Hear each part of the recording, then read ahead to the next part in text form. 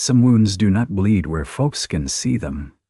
They sit quiet beneath a clean collar, behind a steady smile, under the little white gloves a woman wears when she is trying not to shake. In the hill country, people used to say dust could cover anything if the wind blew long enough.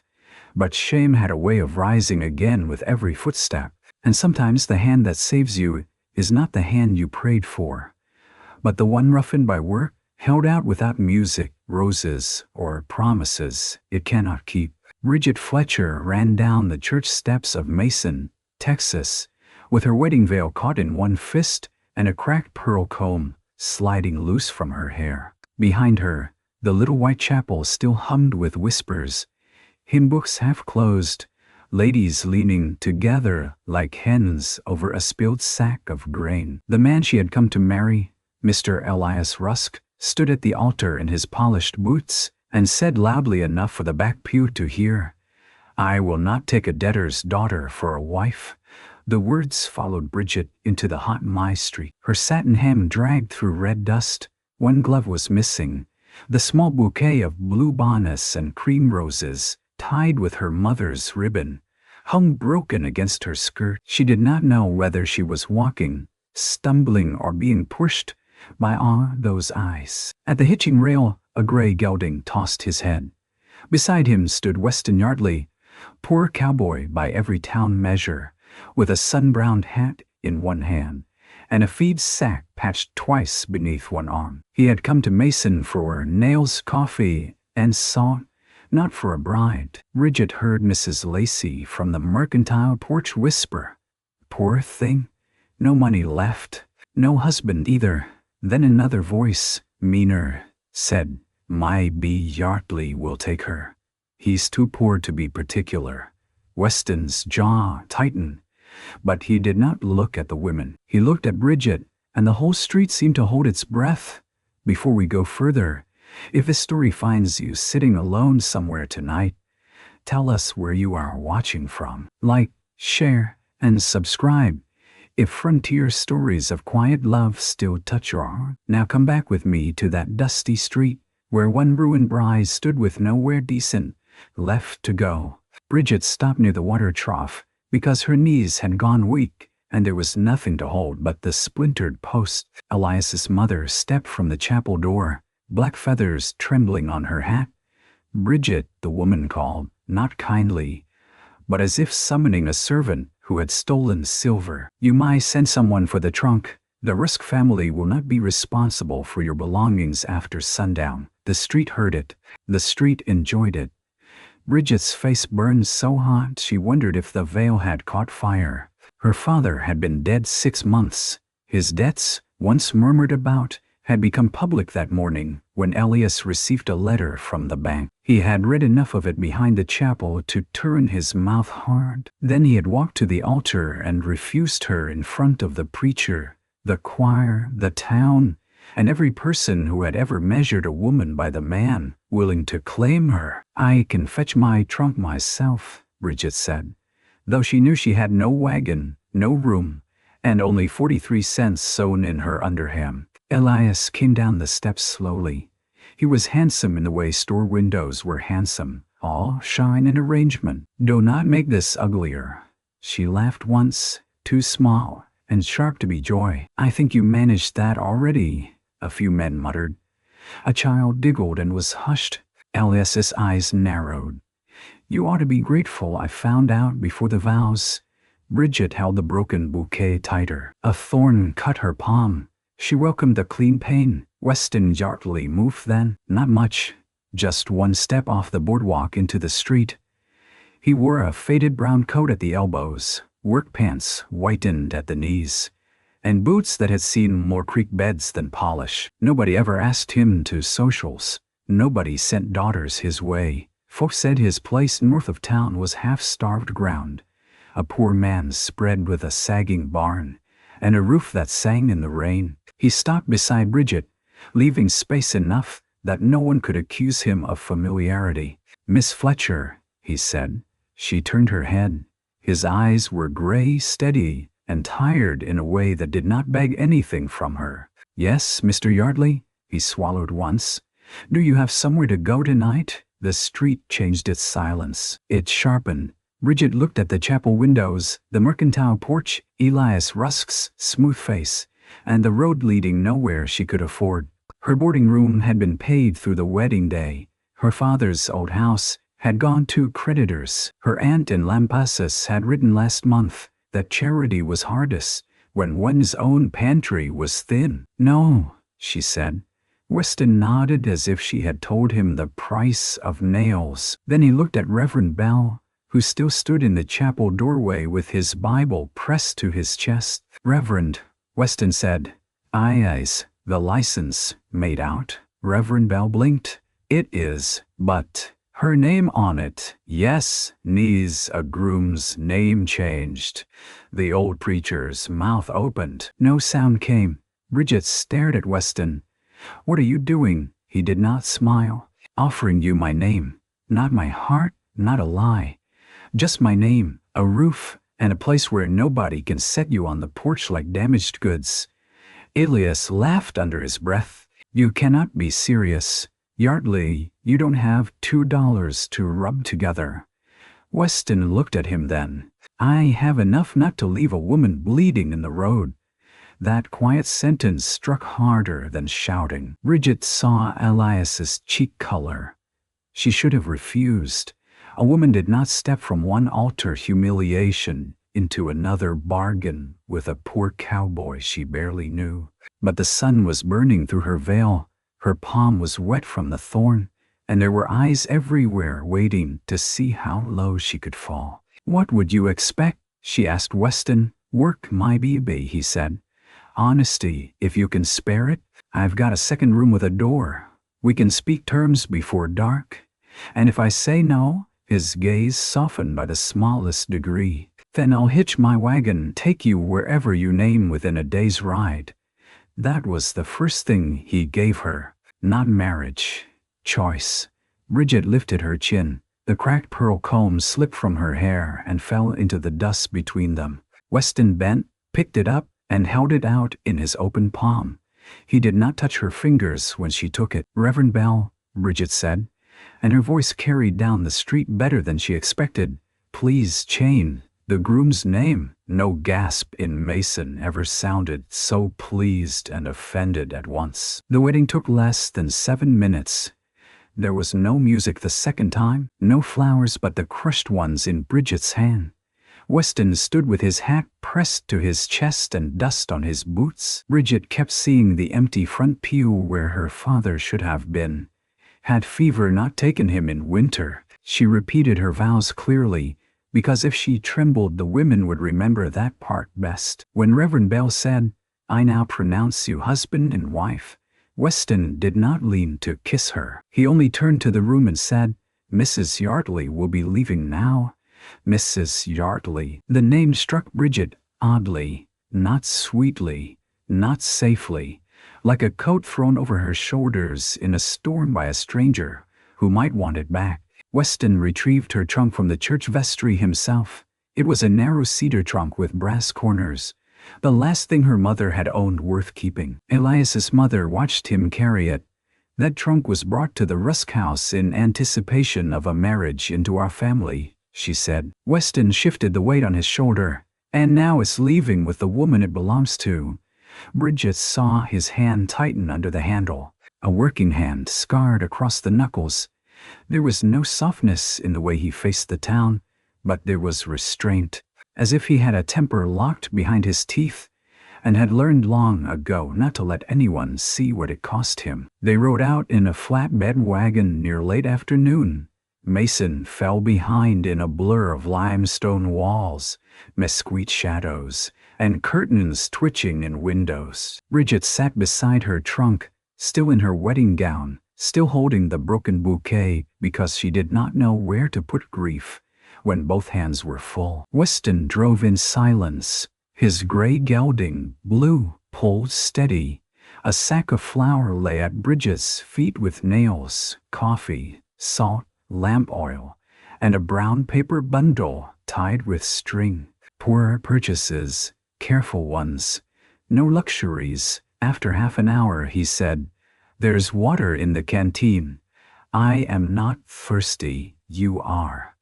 She looked at him. Do you correct all your brides so soon? His mouth almost moved. Almost. Only the ones who look ready to faint. She took the canteen. The water was warm and tasted faintly of tin. She drank anyway.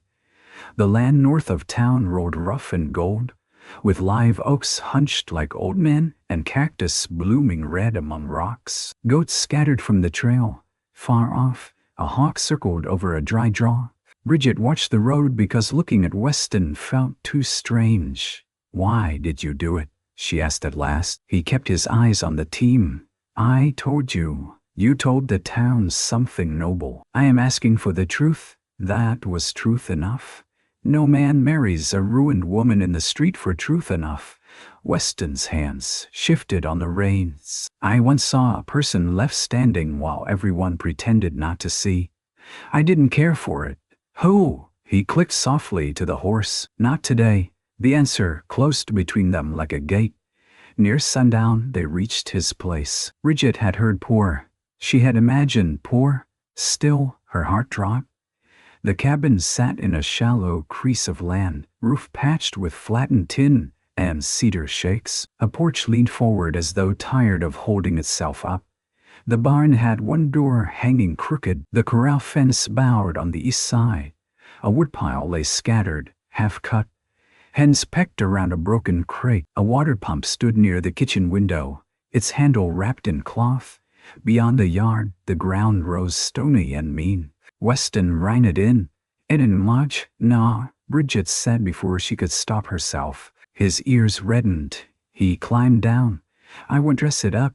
She regretted the word. Not because it was false, but because he had given her dignity in town, and she had stepped on his. He carried her trunk inside. Bridget followed, lifting her skirt over the threshold.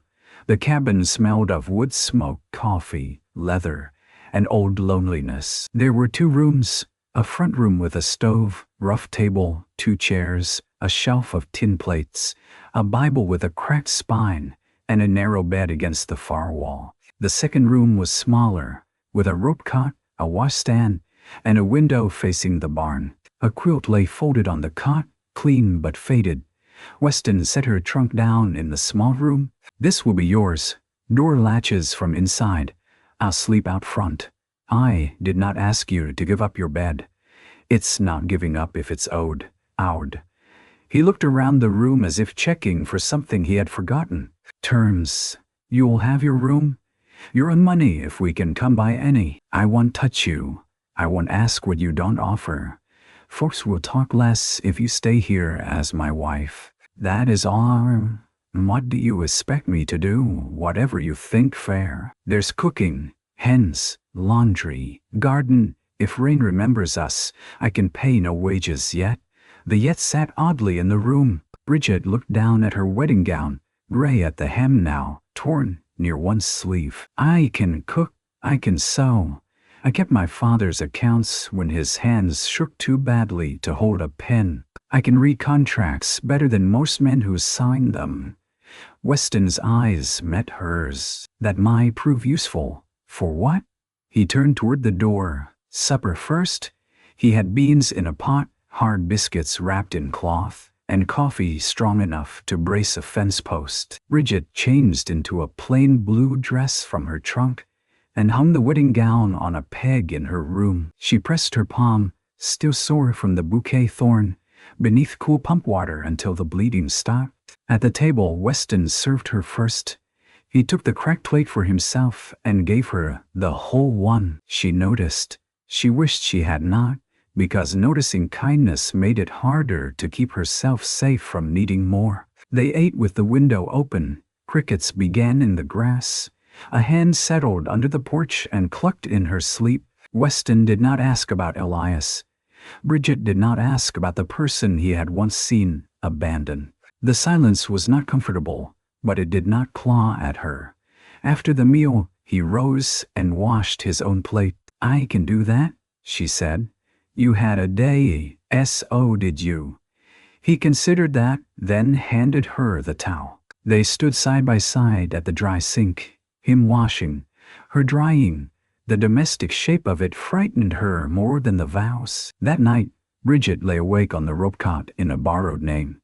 Through the thin wall, she heard Weston moving about, banking the stove, lowering himself onto the front bed with a tired breath. Once, much later, she heard him cough. Once, she thought she heard him say a name. Clara. The next morning, Bridget woke before dawn because work had always been kinder than thinking. She dressed by gray light, pinned her hair tight, and stepped into the front room. Weston's bed was already made. Coffee sat warm on the stove, and beside the pot lay a note. Mrs. Yardley, I have gone to mend the south fence. Eat before working. W.Y. The handwriting was careful, angled, and better educated than she expected. She made biscuits from flour, lard, and the last of the sour milk. She swept the floor, shook the rag rug, fed the hens, and pumped water until her shoulders burned. By the time Weston returned with a coil of wire over one shoulder and blood on his sleeve, the cabin smelled of hot bread. He stopped in the doorway. I thought you might be hungry, she said. He looked at the table, the swept floor, the mended fire, the coffee kept warm. Then he looked away. I am. It was not thanks. It was more than thanks. Days settled, not gently, but with the weight of things that had to be done. Bridget learned the Yardley place by its repairs. The north window rattled unless a folded rag held it. The stove drew smoke when the wind came west. The barn latch had to be lifted with a nail. The pump gave water only after 6 hard pulls and 1 soft one. The hens preferred laying in the high loft rather than the boxes Weston had built. The garden patch was choked by bindweed, but the soil beneath was darker than she expected. Weston left before sunrise most mornings. He rode fence, checked cattle that looked more like ribs and hide than profit, cut cedar posts, and came home with dust in every seam of his clothing. Bridget cooked beans, cornbread, salt pork when there was any, and once, after finding wild plums near the creek bed, a tart little preserve that made Weston pause after his first bite. My mother made this, he said. The spoon remained in his hand. Plum preserve? Wild plum. Less sugar than most. I had little sugar. That was how she did it. Bridget waited. He ate another bite and said nothing more.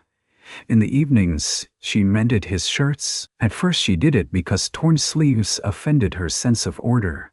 She set them folded on his chair without comment. The next week she found a small bundle by her door. 2 spools of thread, a packet of needles, and a thimble of dull silver. I saw yours was cracked, he said when she brought it out. You spent money on a thimble. Only a little. We need lamp oil more than I need silver. It isn't silver. She turned it in her fingers. Inside, faintly scratched, were the initials C.Y. Who was C.Y., she asked. Weston's face closed. My mother, Clara. He gave her one look, and she knew he had heard himself speak the name in the night. He reached for his hat. Storm coming. I'll put blue in. The next Sunday they went to church. Bridget wore a plain brown dress and no veil. Weston hitched the wagon in front of the same chapel where she had been refused. Every board of it seemed to remember. Her stomach turned cold. You don't have to go in, Weston said. If I stay outside, they win. He nodded once. Inside, the whispers were softer, but not absent. Mrs. Rusk sat in the front pew with Alias beside her. He did not turn around, which told Bridget he knew exactly when she entered. Weston walked beside her down the aisle and let her choose the pew. She chose the third from the front. When the collection plate came, Bridget saw Weston's hand go into his pocket and hesitate. She knew their flowers low.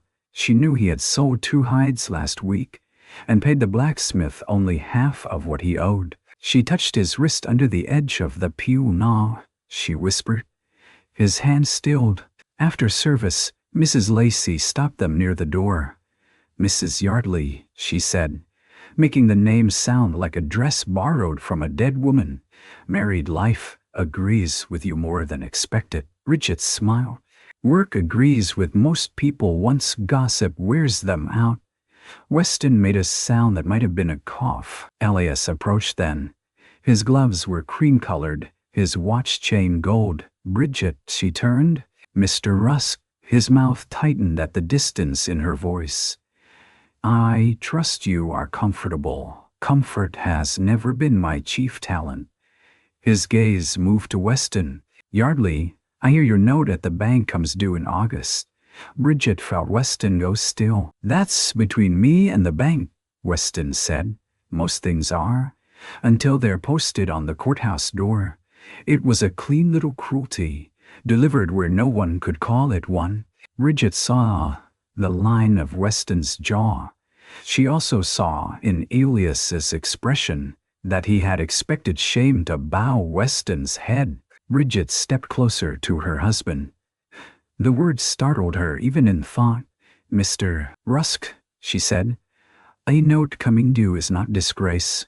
Public cowardice is." Yet only one of those was performed before an audience. Mrs. Lacey gasped with delight she pretended was horror. Elias flushed. "You forget yourself." "No," Bridget said. "I remembered myself at last." Weston did not speak until they were in the wagon. Then, without looking at her, he said, "You didn't have to do that?" "Yes, I did. Hell make trouble." He already did. They drove home under a sky piling high with thunderheads. Halfway there, rain struck hard, silvering the road. Bridget held her shawl over the flour sack while Weston hunched into the storm. By the time they reached the cabin, they were soaked through. That night, lightning showed the room in white flashes. Rain found 3 places in the roof. Bridget set pots beneath 2 and a basin under the 3rd. Weston climbed into the loft space with a hammer and shingles, cursing quietly when water ran down his sleeve. "Come down," she called. "You cannot mend a roof in lightning. I can slow it. You can fall and break your neck. That would slow me more. Weston Yardley." He paused. It was the first time she had said his full name with anything like authority. A moment later, he climbed down. Wet hair clung to his forehead. He looked younger and more weary. Bridget took a towel from the peg and held it out. "Sit, I'm wet." "That is why there is a towel." He sat by the stove, as if obeying cost him more than arguing. She dried his hair roughly, irritated by his stubbornness, irritated more by the tenderness that rose in her while doing it. "You don't have to tend me," he said. "You don't have to rescue every person left standing in public shame. But here we are." His eyes lifted. The rain hammered the roof. The cabin smelled of damp wool and cedar smoke. Bridget lowered the towel. "Who was she?" she asked quietly. "The person left standing." Weston stared at the stove. For a long while, she thought he would refuse. "My mother," he said. "My father had land once. Good land, hidden back past the limestone ridge where water comes clean out of the rock. He drank, gambled, borrowed against everything folks knew about. Men came to collect. One of them was Abram Vale, banker before the current one. My father signed papers he couldn't read sober. My mother begged the town men for a time. They laughed because Yardley's had become a poor name by then." He rubbed his thumb over a scar on his knuckle. "She stood outside the courthouse with a deed in her hand, and nobody would witness for her. Not one man, not even the preacher then. She died believing all of it was gone." Bridget barely breathed. "But was it?" Weston's face closed again, but not fast enough. She saw pain and something guarded beneath it. "Enough talk," he said. "You'll catch you." There it was. A door opened a crack, then shut. In June, heat settled like a hand over the Yardley place. Bridget rose before dawn to bake so the cabin would cool by noon. She planted beans, squash, and onions in the garden patch, carrying water in 2 buckets until her palms blistered. Weston noticed the blisters at supper and set a tin of salve by her plate. "You might have told me," he said. "You might have told me the banknote was due in August." His mouth flattened. She opened the salve and dabbed it on with 2 fingers. We share a roof. I should know what storm is coming. Debt ain't your burden. My name is on your church record now. That record wasn't meant to chain you. No, it was meant to save me, but I can decide what to do after being saved.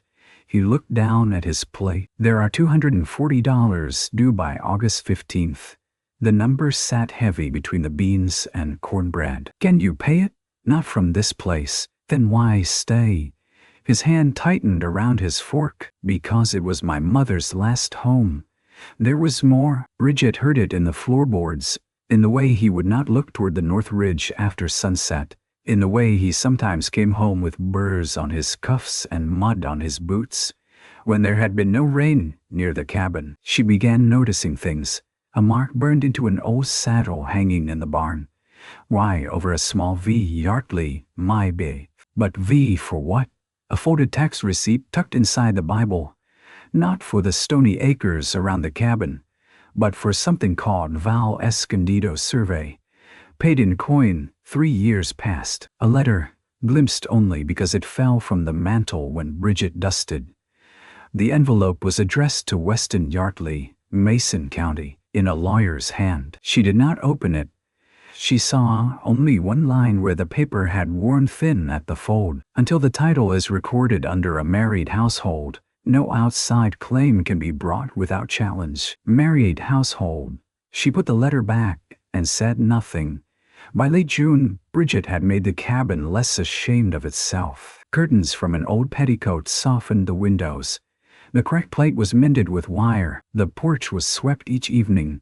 She whitewashed the interior walls with lime Weston brought from town after selling a calf. The hens had proper boxes now, because Bridget moved them herself, and they began laying in them as if order had persuaded them. Weston repaired the corral fence after she tied a strip of red cloth to every weak place. He stacked the woodpile because she restacked half of it first, and did it badly enough to offend him into finishing. When the pump handle split, she wrapped it tight in leather, then found a scrap of iron and asked him to bolt it properly. You have a way of making a man feel he is being outworked by a school teacher, he said. I am not a school teacher. What are you then? She considered.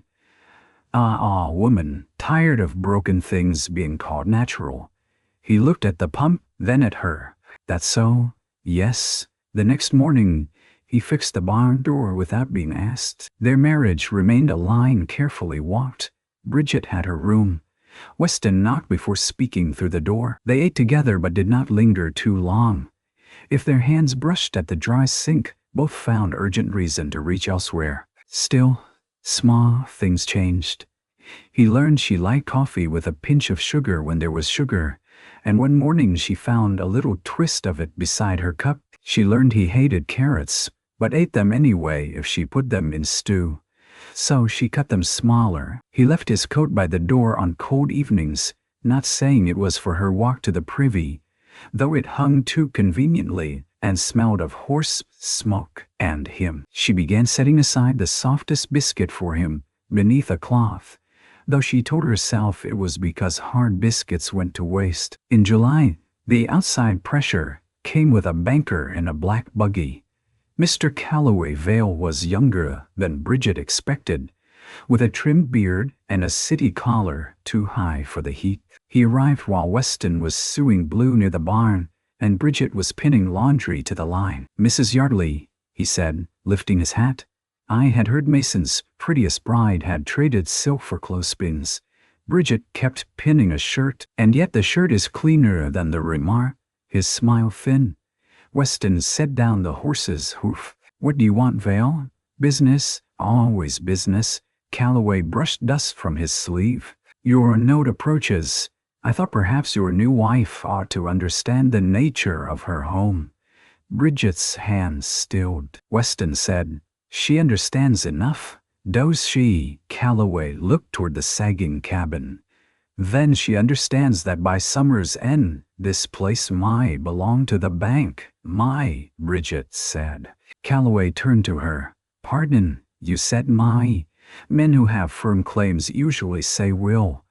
For the first time, Weston looked at her sharply. Calloway laughed softly. Educated, are you? Enough to know when a man enjoys frightening women because paper frightens him less than courage. His eyes cooled. The bank holds Mr. Yardley's debt. Debt has no concern for courage, no. But courts concern themselves with paper. Ring yours if you wish to speak before me. Weston stepped near, not to silence her, but to stand with her. The movement was slight. Bridget felt it through the warm air. Calloway's gaze shifted between them. August 15th, he said. Cash, or I post notice. He climbed into his buggy and drove away, leaving dust over the clean laundry. Bridget took down the shirt he had dirtied and dropped it in the washtub. Tell me about Vala Escondido, she said. Weston's shoulders hardened. I did not open your letter, she added. I saw the tax receipt. I saw the brand. I saw enough to know there is more than this land. He picked up the rasp beside Blue's hoof and set it down again. You had no right. You are correct. The honesty seemed to disarm him more than defense would have. I had no right, she repeated. But I have a mind, Weston. You cannot ask me to share ruin blindfolded. He stood under the hard white sun, sweat running along his temple. It in ruin hiding. Then why? His gaze moved to the north ridge, blue in the distance. Hope, which is worse to lose. That was all he said. 2 days later, Bridget packed her trunk. Not to leave forever, she told herself. Only to go to town and ask Reverend Bell whether annulment could be arranged quietly. If Weston wanted free of the burden he had taken on. Only to see if there was work at the schoolhouse or the mercantile. Only because the cabin had become dangerous to her heart. And Weston would not trust her with the truth. She had folded 3 dresses when she heard the wagon wheels. Weston came in carrying a sack of cornmeal. He saw the open trunk. His face went blank in the terrible way of men who have been expecting abandonment so long they greet it like weather. Where are you headed? Town? For how long? I don't know. He set the cornmeal on the table carefully. Because of the valley. Because you married me in public and keep your life hidden in private. He looked down. I kept it hidden before you. That does not make it less lonely now. A muscle worked in his jaw. I thought you wanted distance. I wanted safety. Distance is not the same thing.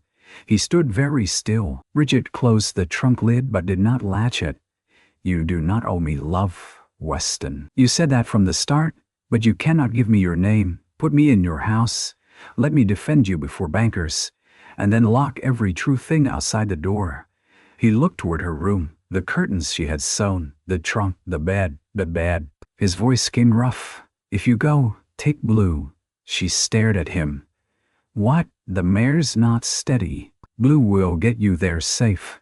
Anger hurt less than tenderness, and he had denied her even that. Do you ever ask anyone to stay? His eyes lifted.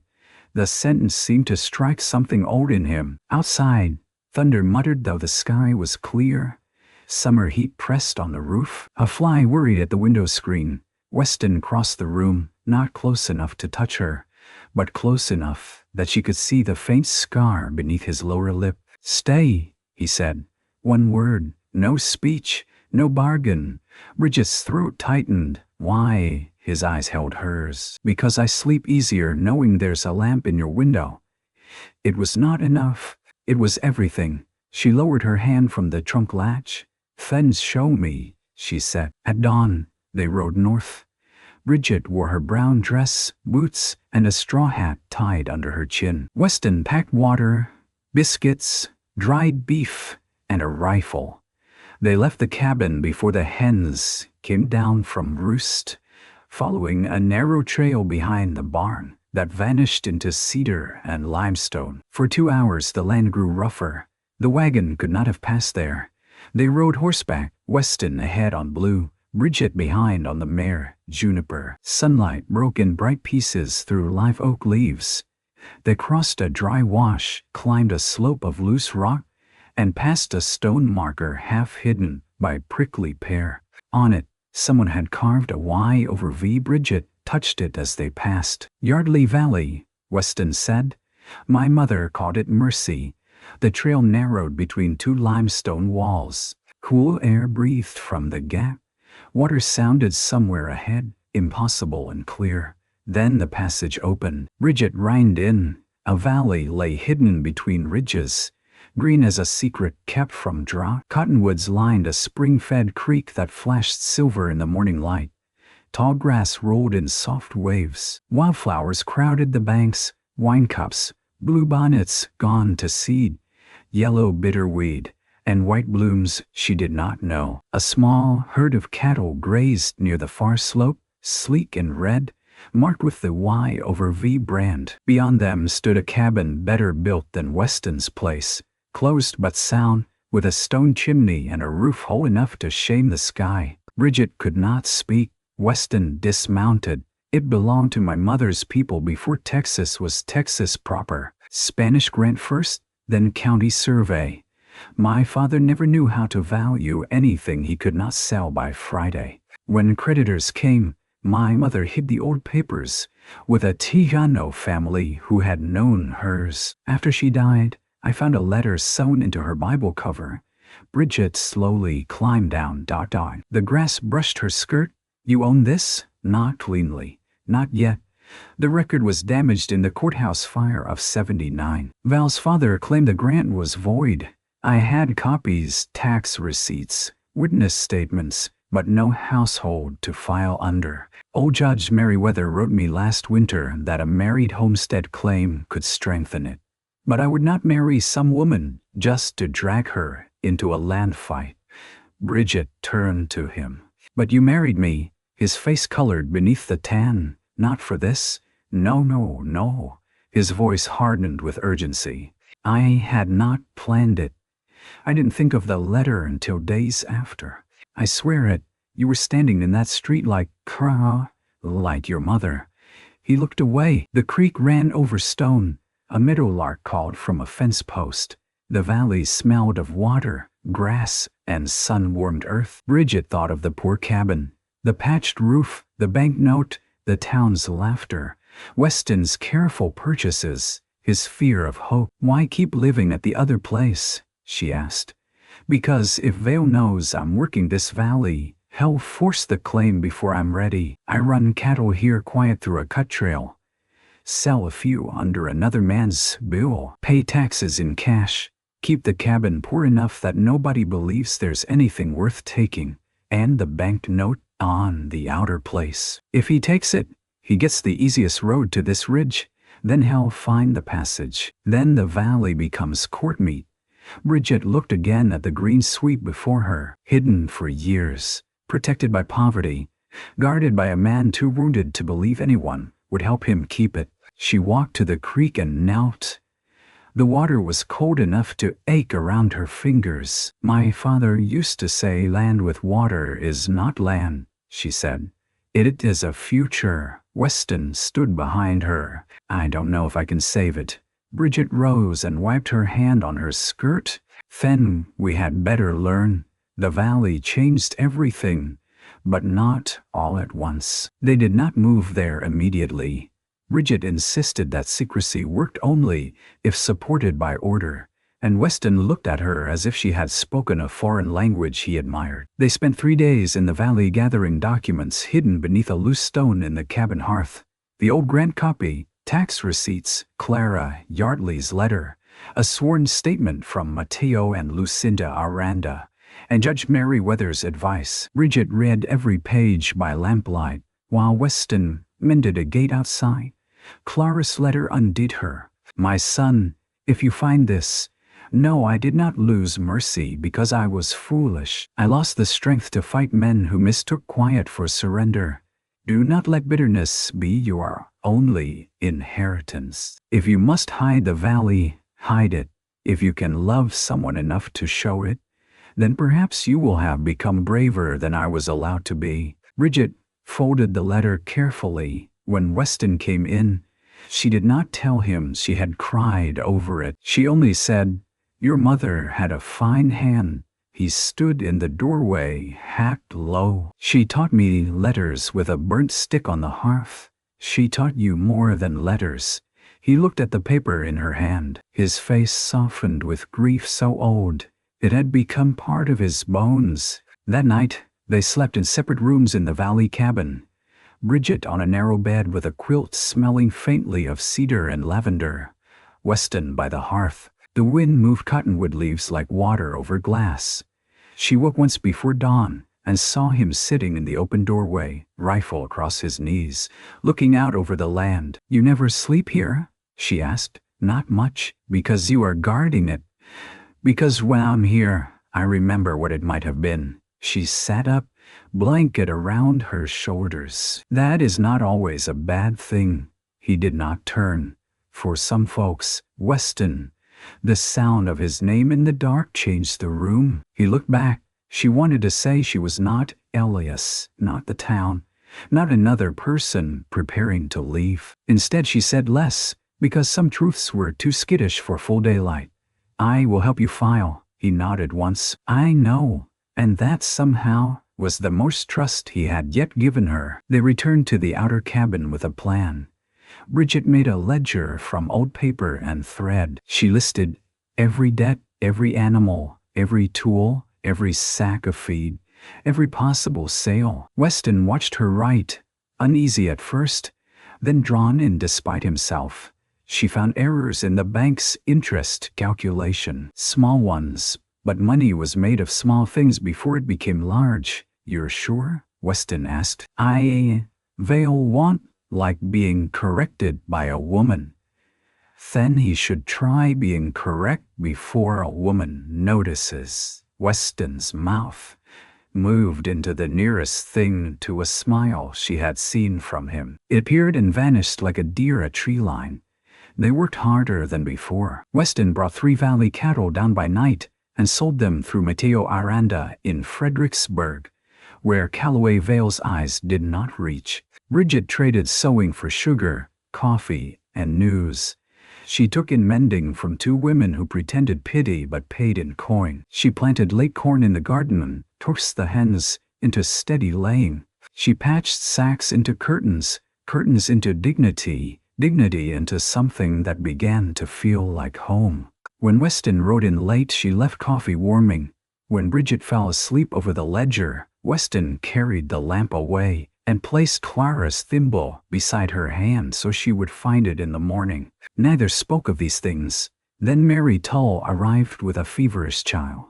Mary was a widow with 3 children and a face sharpened by worry. Her youngest boy, Sam, had gone pale and hot after drinking from a bad creek south of town. The doctor was away delivering twins. Mary had heard Bridget once, nursed her father through fever. "I can pay with eggs next month," Mary said, clutching the boy. Bridget took the child from her arms. "Put water on, Weston." He moved before the sentence ended.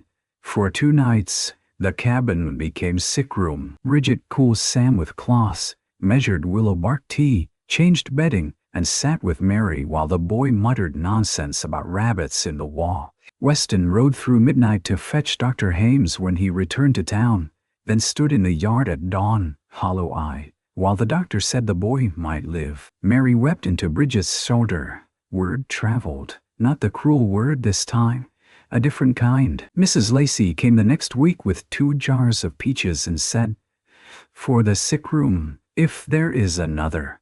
Bridget accepted them. "Thank you." The woman lingered. "Folks misjudge some things. Folks often do, I.s." Mrs. Lacey looked toward Weston, who was repairing the porch step, some more than others. By late July, the town no longer knew how to speak of Bridget Yardley. She had been humiliated, yes, but she had answered Elias Rusk in public. She lived poor, yes, but her curtains were clean, her biscuits dependable, her accounts rumored sharp enough to cut. She had married Weston Yardley, yes, but he came into town standing straighter than before, as if a lamp had been lit in a room he once kept shut. Elias noticed. He came to the Yardley place one afternoon when Weston was away, checking the valley cattle. Bridget was hanging shirts on the line, sleeves snapping in a hot wind. She saw the buggy and kept her hands busy. "Bridget," Elias called. "Mr. Rusk." He stepped down, glancing at the cabin with distaste. "I hoped we might speak privately." "No," his brows lifted. "No, whatever you came to say can survive sunlight." He removed his hat. For a moment, she saw the man she had once expected to marry, polished and familiar, and wondered how loneliness had disguised itself as love so convincingly. "I was angry that day," he said. "Mother pressed me. The debt was a shock. I handled it poorly. You handled me poorly." He looked pained, perhaps because he had hoped regret would seem noble, if not named too exactly. "I can make amends. My husband already did." His mouth hardened at husband. "Yardley cannot give you the life you deserve." Bridget clipped a shirt to the line. "You do not know what I deserve. I know you were raised for better than this." She looked around. The porch Weston had repaired, the gardens she had planted, the barn door straight now, the pump handle bolted firm, the shirts washed clean by her own hands. "This is not beneath me," she said. Cruelty was. Elias stepped closer. "There are rumors about Weston, about land, about old grants. My mother heard Calloway Vale say there might be legal action. A woman could be dragged down with him." Bridget's fingers tightened on a clothespin. "I asked that a warning or an offer?" "Both, perhaps." She smiled then, and there was no warmth in it. "You refused me when you thought I came with debt. Now you circle back when you suspect I might stand near lamb." His face reddened. "You mistake me." "No, that was my first mistake. I will not repeat it." Weston's voice came from behind the barn. "You heard her." Bridget turned. He stood near the corral gate, one hand on Blue's rein, hat shadowing his face. She did not know how long he had been there. Elias put his hat back on slowly. "This is not finished." Weston walked forward. "It is on this property." Elias left with dust snapping under his wheels. Bridget stood by the laundry line, heart pounding. Weston came to her side, but did not ask if she was all right. Perhaps he knew the answer was too tangled. "I should have been here," he said. "I handled him. I know." The words warmed her more than praise. Then he took the basket from her without asking and began handing her clothespins. The midpoint of summer broke with rain, not gentle rain. A black, thrashing storm that came over the ridge in the night and filled every dry wash with roaring brown water. Weston woke Bridget by knocking on her door. "E.T.," he said. "Cattle might break fence." She dressed fast. Outside, lightning tore the world into pieces. Hens screamed in the coop. The barn roof groaned. Water ran through the yard ankle deep. A section of corral fence gave way near the east side, and 2 horses panicked against the gap. Weston fought through mud with a rope while Bridget grabbed a lantern and held it high beneath her shawl. Rain struck so hard she could barely see him. "Move back," he shouted. The mare lunged. Weston slipped, went down near the broken rail, and Blue reared against his lead rope. Bridget dropped the lantern to the mud where it sputtered but lived. She seized the feed bucket from the porch and ran toward the barn, banging it with a horseshoe. "Juniper," she called. "Here, girl, here." The mare's ears flicked. Bridget kept banging, voice steady though fear climbed her throat. "Come on, greedy girl. Come eat." The horse turned from the gap. Weston rolled clear and caught the rope. Together, soaked and shaking, they got the animals into the barn. Inside, Weston leaned against a stall door, breathing hard. Blood ran from a cut above his eyebrow. Bridget grabbed his face in both hands before remembering they did not touch that way. "You fool," she whispered. His eyes fixed on hers. Rainwater ran from his hair. "You came into the corral. You were under a horse. You could have been hurt, so could you." His hand rose and closed gently around her wrist, not holding her there, not letting go. Something passed between them, bright as lightning and quieter than rain. Then a crash sounded from the cabin. They ran back to find part of the porch roof torn loose, water pouring through the front room, bedding soaked, fire dead, ledger wet at the edges. Bridget snatched the papers from the table, pressing them under her shawl. Weston grabbed the Bible and Clara's letter from the shelf. By dawn, the yard was wrecked. The fence lay in pieces. The woodpile had scattered. The garden was half flattened, beans beaten into mud. The cabin smelled of wet ash and ruin. Bridget stood in the doorway, staring. Weston came beside her, face bruised, eyebrow bandaged by her own hand. "I'll take you to Mary Toll's until I fix it. No, the roof's open. Then we close it. I tell take days. Then we begin now." He looked at her. "Bridget," she turned on him fiercely because tears were too near. "Do not send me away from the first place I have helped make." His expression changed. Slowly, deeply. "No," he said. "I want." They worked that day until their bodies shook. Weston hauled fallen cedar. Bridget sorted salvage, spread bedding on bushes to dry, washed mud from tin plates, and rescued 4 bean plants, as if saving children from a flood. Mary Toll came with her oldest girl and Stu. Mateo Aranda arrived near evening with 2 sons and tools, saying only, "Storm hit us less." No one mentioned charity. On the 3rd day, even Mrs. Lacey came, carrying curtains she claimed no longer suited her parlor. They were faded yellow with tiny flowers. Bridget hung them in the front window after the roof was patched. Sun came through them warm and soft, changing the whole room. Weston stood outside looking in. "What?" Bridget asked. "Looks like somebody lives here." "Somebody does." His eyes moved to her face. Yes, August came hot and bright. The bank deadline came with it. Bridget and Weston had raised $187.30. Not enough. Even after selling 3 more cattle, 2 saddles, and Bridget's pearl earrings that had survived the wedding humiliation, they were short. "I can sell the Valley herd outright," Weston said the night before the deadline. "No," Bridget said over the ledger. "It would pay the note. It would reveal the Valley before filing is secure. I can lose cattle and keep land. You might lose both if Vale knows where they grazed." He paced the room, restless as a penned horse. "I won't let the bank take this roof over your head. This roof is not the only home at stake." He stopped. "It's the one you live under." She looked at him across the lamp. "Weston, I did not stay for the roof."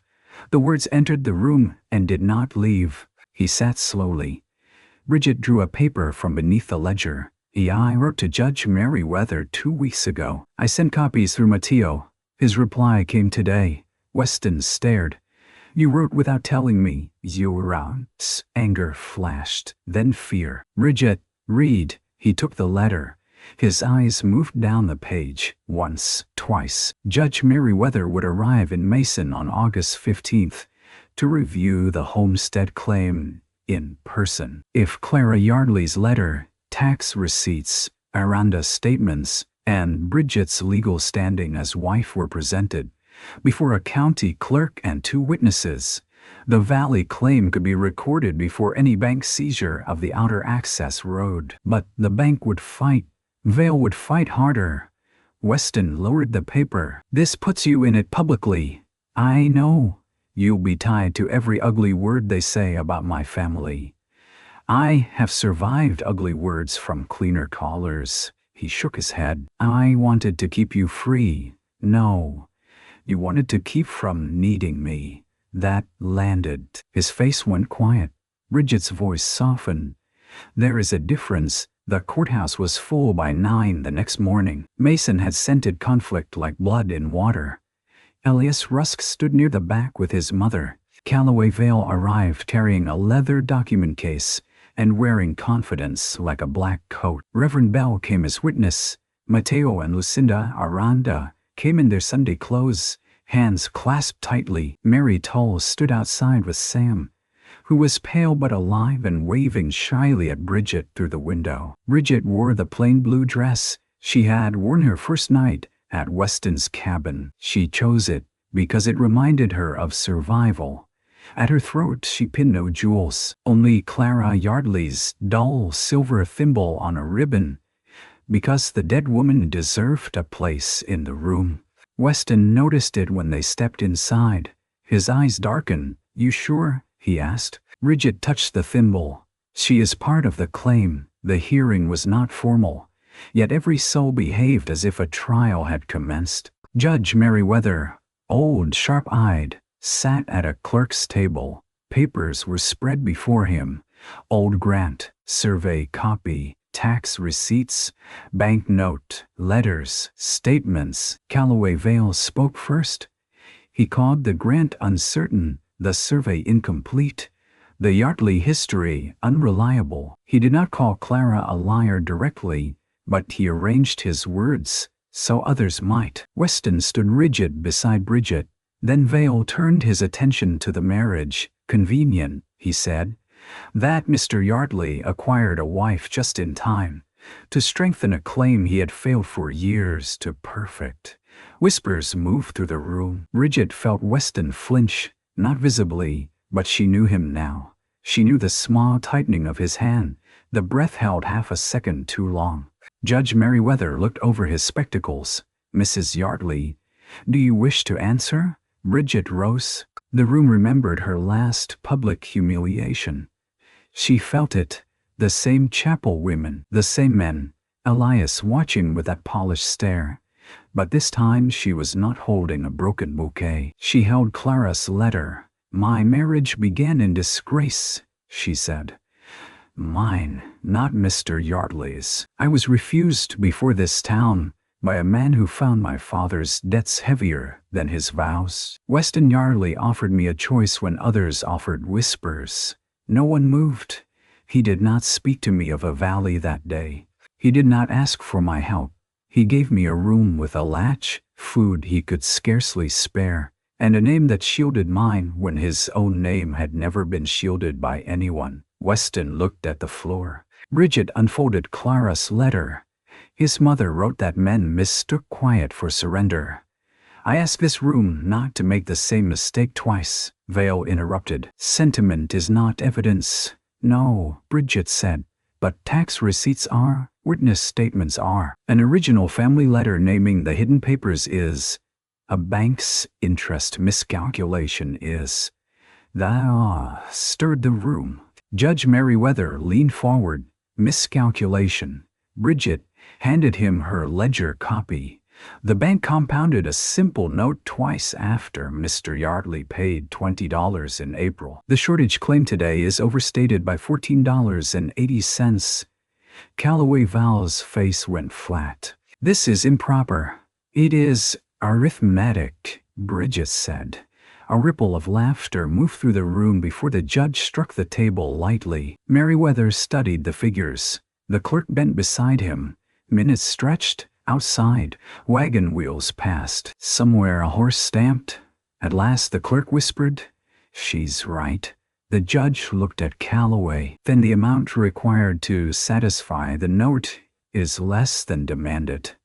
Weston turned to Bridget, stunned. She reached into her reticule and withdrew a cloth purse. $187.30, she said. Then she unpinned the thimble from her throat and laid it on the table. "And this is not for sale, but it is testimony. Clara Yardley's initials, her letter, her taxes, her son's work. My legal name, Record the Valley." Calloway stepped forward. "The bank will challenge." Judge Merriweather's voice cut dry as mesquite. "The bank might challenge after correcting its figures and explaining why a paid tax history was ignored. But today I find sufficient basis to record the Yardley homestead claim to Val Escondido, commonly called Mercy Valley, under Weston Yardley and Bridget Fletcher Yardley." The room erupted. Not cheering. Frontier people were too cautious with joy for that. But sound rose, talk, surprise, a woman's soft exclamation, Mateo's low prayer in Spanish. Weston stood like a man who had braced for a bullet and been handed dawn instead. Calloway gathered his papers with shaking hands. This is not over, Weston finally spoke. No, but it's begun right. Elias pushed away from the wall. His mother caught his sleeve, but he shook her off. Bridget, he said, and for once his voice carried uncertainty. I misjudged you. She looked at him across the courthouse room, across every mile between the woman she had been and the one standing there now. Yeah, she said, you did. It was not forgiveness. It was not bitterness. It was a door closing cleanly. Outside, sunlight struck the courthouse steps. Mary Tull's children ran to Bridget, Sam first, thin arms around her waist. Bridget laughed in surprise and touched his hair. Weston stood beside the wagon, watching her as if the sight hurt him tenderly. When she came to him, he held out his hand to help her up. She took it. This time, neither pulled away quickly. They did not move to Mercy Valley the next day. A life built in truth still had chores. There was the outer cabin to secure, the road to disguise less desperately and maintain more wisely, cattle to brand openly now, a second garden to break near the valley creek, and legal trouble still muttering from the bank. But fear had lost its first grip. In September, they took the wagon through the limestone pass loaded with Bridget's cedar trunk, the yellow curtains, the Bible, the repaired plates, 3 hens in a crate complaining at every rut, sacks of flour, seed, tools, and Clara's letter wrapped in oilcloth. Weston drove. Bridget sat beside him, sleeves rolled, hat tied down against the wind. At the stone marker, Weston stopped. What is it? Bridget asked. He climbed down and brushed dust from the carved brand. Then he took a chisel and hammer from the wagon box. Beneath the Y over V, he carved 2 smaller letters. BF. Bridget's eyes filled before she could stop them. You should not mark stone in haste. I didn't. The valley opened before them greener than memory. They made a home there visibly, the way all true homes are made. Weston repaired the stone chimney while Bridget scrubbed the hearth black from years of disuse. She hung yellow curtains in the valley cabin windows, and sunlight poured through them as if it had been waiting. They set the table beneath the east window because morning looked kindly there. Bridget planted rosemary by the door, beans near the creek, and roses from cuttings Mrs. Lacey sent with no note but plenty of meaning. Weston built nesting boxes for the hens, and Bridget pretended not to see him checking for eggs twice a day like a hopeful child. The first Sunday they hosted supper. Mateo and Lucinda came. Mary Tull and her children came. Reverend Bell came. And even Mrs. Lacey arrived with a cake that leaned left but tasted of cinnamon. The table was too small, so Weston set planks over barrels and Bridget covered them with clean cloth. Children ate until sleepy. Sam fell asleep on the porch with a biscuit still in one hand. At dusk, after the guests had gone, Bridget stood at the creek washing the last tin cups. Weston came beside her and took the towel. You've been quiet, she said. He dried a cup slowly. A man can be happy quiet? She smiled at the water. I suppose he can. He set the cup in the basket. I need to say a thing poorly. That is my favorite kind from you. He looked at her, and there it was, that almost smile, no longer so rare. I married you to give you shelter, he said. Then I tried to keep my heart out of it, thinking that was honorable. It wasn't. It was fear-dressed decent. The creek moved silver over stones. Bridget's hands stilled in the water. Weston continued, voice low. You don't owe me more than you already gave. You saved my mother's valley. You made my poor cabin a home before you ever saw this place. If you want only the name and the land safe beneath your feet, I'll honor that all my days. Bridget turned. And if I want more, his breath caught. She stepped closer, close enough that her wet fingers brushed his hand, not because of rescue, not because of shame, not because a town watched, because I know where you break, Weston Yardley, and you know where I do. Because you leave coffee warm, because you listen when you would rather hide, because this valley was not the first thing you showed me. Your character was. He looked at her as if every guarded year in him had gone still. Bridget, he said, and her name sounded like a vow already made. She took his hand fully. There was no grand music, no chapel full of witnesses, only creek water, tired hands, yellow curtains glowing in the cabin, and a poor cowboy who had hidden a valley for years, finally standing in without hiding himself. That winter, folks in Mason spoke of Mercy Valley, as if they had always known it was there. People do that with miracles once they are met. Callaway Vale tried one more petition and failed. Elias Rusk married a woman from San Antonio who liked polished floors and never heard, perhaps, how he had once lost the richest thing standing in a dusty street. Mrs. Lacey apologized to Bridget in the Mercantile by saying, "I was unkind," while pretending to study ribbon. Bridget accepted by asking for 2 yards of blue. Years later, children would remember the Yardley table first, not the court papers, not the humiliation, not the bank. They remembered bread cooling beneath a cloth, coffee always ready, Weston's hat on a peg by the door, Bridget's roses climbing the porch rail, and the creek talking all night beyond the cottonwoods. They remembered how Weston looked at his wife when she read by lamplight, as if a hidden valley were nothing beside the woman who had helped him stop hiding. And if you ever pass through hill country at sunset and see a green place held quiet between limestone ridges, think kindly of the woman who walked out of shame with a broken bouquet in her hand. Think kindly of the man poor enough to be mocked, but rich enough to protect her dignity before he dared ask for her heart. Some homes are built from timber, some are built from land and water, but the lasting ones are built the moment 2 wounded souls stop standing alone